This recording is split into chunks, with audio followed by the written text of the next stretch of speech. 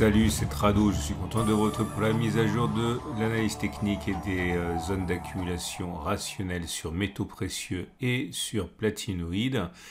Et on va commencer comme d'habitude par les nouvelles que j'ai repérées pour vous. La première est très intéressante, je trouve, et pose la question de l'évolution actuelle. Qu'est-ce qui peut bien freiner actuellement l'or alors que nous sommes dans un contexte entre guillemets parfait? Inflation, incertitude, guerre même dans l'Europe. Qu'est-ce qui peut bien expliquer que les métaux précieux renaclent à avancer comme on peut le voir? Et il y a plusieurs choses. Première chose, c'est un article qui nous vient de Fidelity. Bon, Fidelity, qui ne connaît pas Fidelity, un des 5 plus grands gérants de fonds mondiaux. Et le spécialiste Graham Smith explique qu'en fait, tout retient l'or actuellement. Mais tout qui semble être en fait temporaire.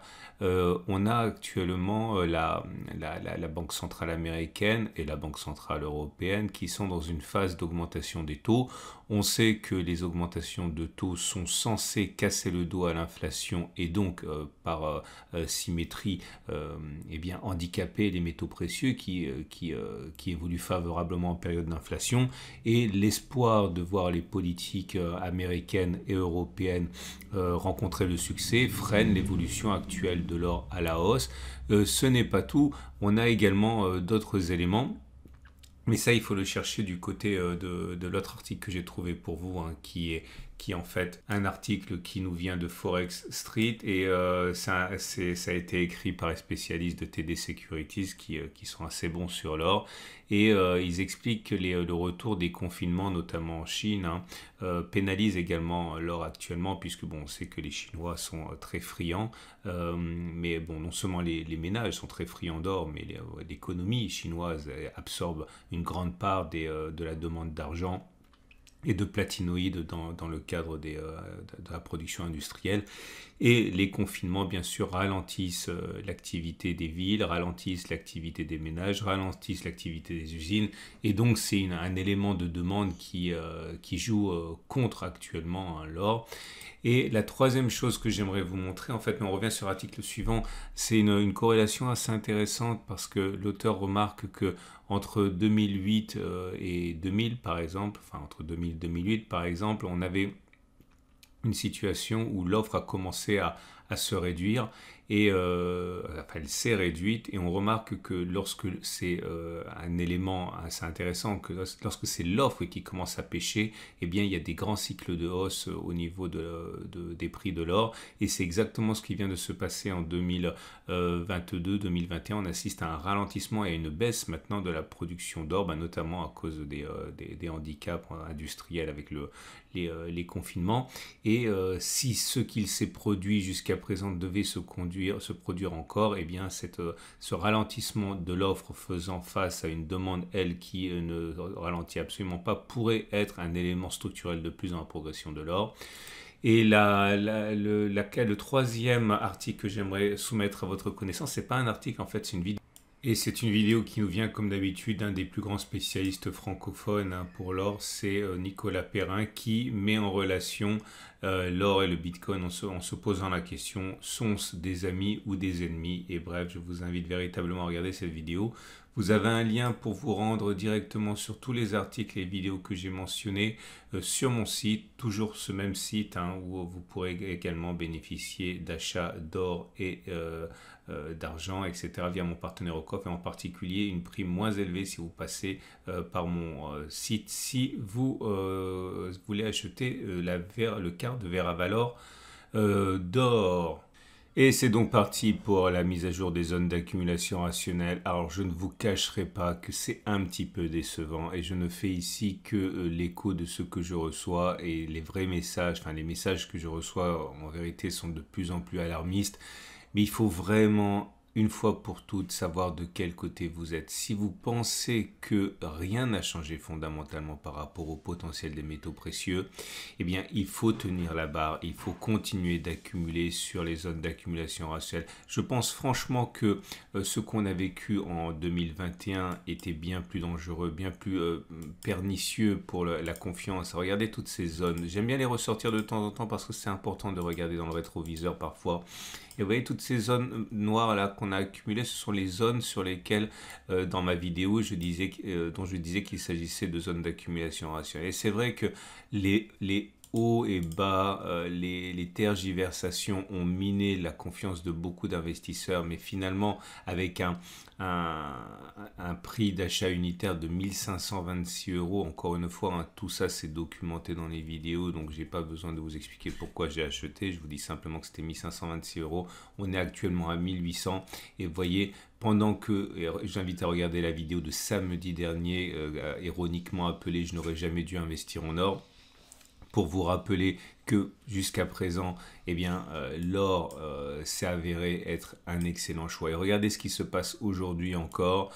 Regardez le marché américain, hein, qui sont directeurs, donc ça veut dire que c'est lundi que la secousse devrait voir le jour sur les marchés européens, le CAC 40. Regardez, moins 2,8, moins 3,7, moins 4,2% sur le Nasdaq, le Dow Jones et le SP500.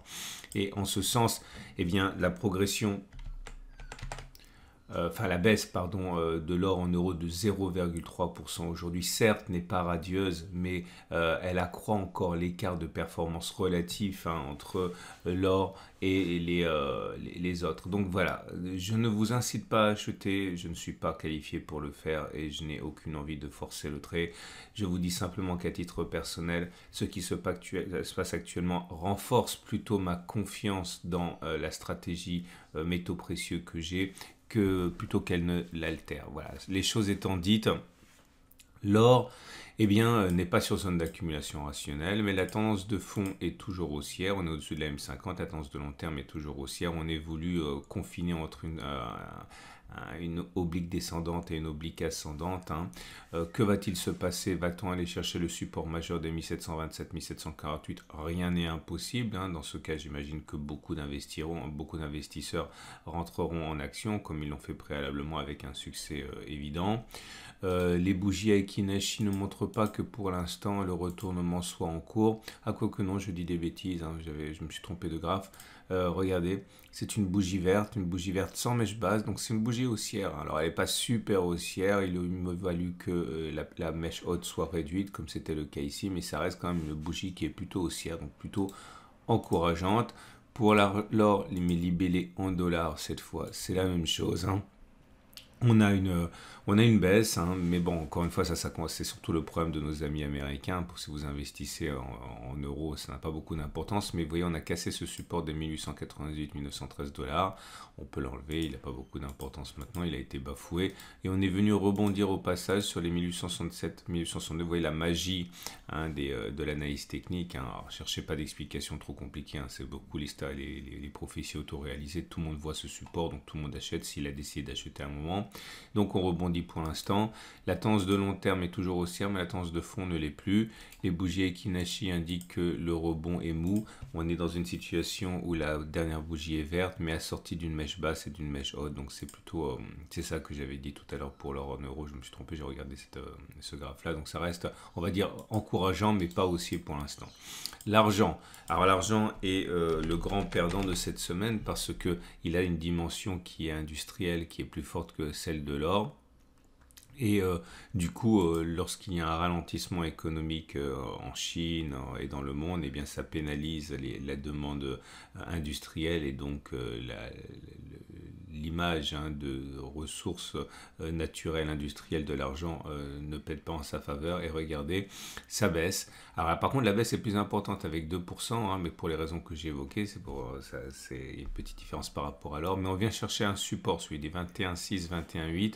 C'est une zone d'accumulation rationnelle, donc alerte à ceux qui veulent acheter. Vous avez éventuellement, si vous êtes convaincu du potentiel à long terme de l'argent, une opportunité ici. La prochaine serait le support intermédiaire des 21,2, 23. C'est pas peine d'investir au milieu. La tendance de fond et la tendance de long terme est haussière, la tendance de fond ne l'est pas. Les bougies Aiki-Nashi ne montrent pas de signe de retournement haussier. Vous avez toujours un régime de bougies rouges. Mais attention, à la dernière bougie rouge, il y a une mèche haute et une mèche basse. Donc c'est moins baissier que les bougies qu'il y a eu ici qui étaient clairement baissières. Et pour l'argent libellé en dollars, c'est la même chose. Ça ne peut pas être bon. on a une situation où la baisse est manifeste, hein, et on a cassé le support intermédiaire. C'est pour ça que je disais intermédiaire, c'est qu'il ne fallait pas non plus trop espérer, hein. En tout cas, ça a été cassé, je l'enlève. Vous savez, ces zones-là qui ont été bafouées, certes, n'ont pas permis de faire rebondir les cours, mais c'est toujours la même chose. J'achète sur les zones de support intermédiaire, car les rebonds est quand même plus plausible qu'à un moment autre pris de manière aléatoire. Et puis surtout, j'ai envie de dire, si vous êtes dans une stratégie d'accumulation pour le long terme, ce qui vous intéresse surtout, c'est d'accumuler à un bon moment. Et ce sont quand même des moments relativement bons. Vous remarquez que le support n'a pas tenu non plus un 3, mais pas 4. Mais la bonne nouvelle, c'est qu'on est sur un support intermédiaire sur les 29, 29, 21, 7. Zone qui a été la zone de rebond préalablement toute l'année dernière. Donc ça pourrait être intéressant. Par contre, la tendance de long terme est baissière, la tendance de fond est baissière. On passe au platinoïde. Et le grand vainqueur, c'est le palladium. Le palladium qui prend plus de 10% depuis les plus bas. On en est à 14% depuis la séance du 25, depuis 5 jours. Beau rebond pour le palladium sur un support, pas n'importe où évidemment, un support des 2004-1919. On n'est plus sur zone d'accumulation rationnelle. La zone d'accumulation rationnelle, forcément, c'était celle d'il y a... Bon, on a touché la dernière fois le 26, hein, donc il y a 4 jours. Zone d'accumulation rationnelle 2004-1919. Tendance de long terme plutôt neutre et la tendance de fond également, hein, puisque vous avez les moyens mobiles qui sont à plat. Le palladium mais libellé en euros est dans une situation comparable, hein, ça rebondit bien, hein. Vous avez une progression qui est encore plus importante de mémoire puisqu'on en est à... non, je dis des bêtises. Décidément, aujourd'hui, 11%. Et on n'est plus sur zone d'accumulation rationnelle. La zone d'accumulation rationnelle, c'est celle sur laquelle on a rebondi, hein, nécessairement, 2159-2040, qui était une zone clairement identifiée par tous les analystes techniques. La tendance est plutôt neutre également. Et pour le platine, voilà où nous en sommes. On est entre deux eaux. On a cassé un support ici qui était zone d'accumulation rationnelle. Maintenant, je ne vois pas l'intérêt d'acheter. Si vous avez déjà acheté sur les 867, à titre personnel, je ne vois rien d'intéressant avant les 830, 823. Ça ne sert à rien de se précipiter maintenant. Est-ce qu'on va y aller? Est-ce qu'on ne va pas y aller? J'en sais rien. Maintenant, on est au-dessus de la zone qui a été cassée. On avait une zone d'accumulation rationnelle ici. Il semble qu'on rebondisse. Je ne sais pas trop pourquoi, au milieu de nulle part comme ça. En tout cas, des fois, ça arrive. C'est rare, mais ça arrive. Pas de panique si vous avez acheté sur la précédente zone d'accumulation rationnelle, vous êtes actuellement au-dessus. Prochaine zone d'accumulation rationnelle, 830, 823 euros. Tendance de long terme et tendance de fond neutre à baissière. Et c'est avec le platine libellé en dollars que l'on termine sur une note identique, à savoir la rémission qui semble apparaître un peu au milieu de nulle part, mais c'est moins vrai pour le platine en dollars puisqu'on est sur un support majeur. Bah, ça doit être ça qui s'est passé en fait, hein, je suis en train de réaliser. On a rebondi sur le platine libellé en dollars et le platine libellé en euros a rebondi en fait par sympathie, c'est pour ça. Donc 943, 908 dollars, bonne zone ici, support majeur, zone d'accumulation rationnelle pour les investir en dollars. Le support des 1980 n'a pas tenu je vais l'enlever, ça sert à rien de surcharger le graphe, tendance baissière. Voilà ce qu'on pouvait dire pour tout ça. Je vous rappelle que si vous avez aimé le format, vous pouvez vous abonner à ma chaîne YouTube. La vidéo est mise à jour 2 fois par semaine. Pensez à vous abonner et à revenir le mercredi et le samedi. Pensez également, si vous pensez que c'est intéressant pour vous, moi j'ai une Vera Cash, c'est une carte qui me permet d'utiliser de l'or et de l'argent que j'ai acheté. Donc clairement, au lieu d'acheter de l'or et de l'argent et de le laisser dans un trou, dans un coffre ou dans votre jardin, ce qui est une très mauvaise idée, eh bien vous pouvez le transformer en pouvoir d'achat. Comme ça, quand l'or monte et l'argent monte, eh bien vous avez plus à dépenser avec votre carte. C'est un très beau produit que j'ai depuis des années. Vous avez un lien en dessous de la vidéo pour découvrir cela. Voilà, à mercredi pour la mise à jour.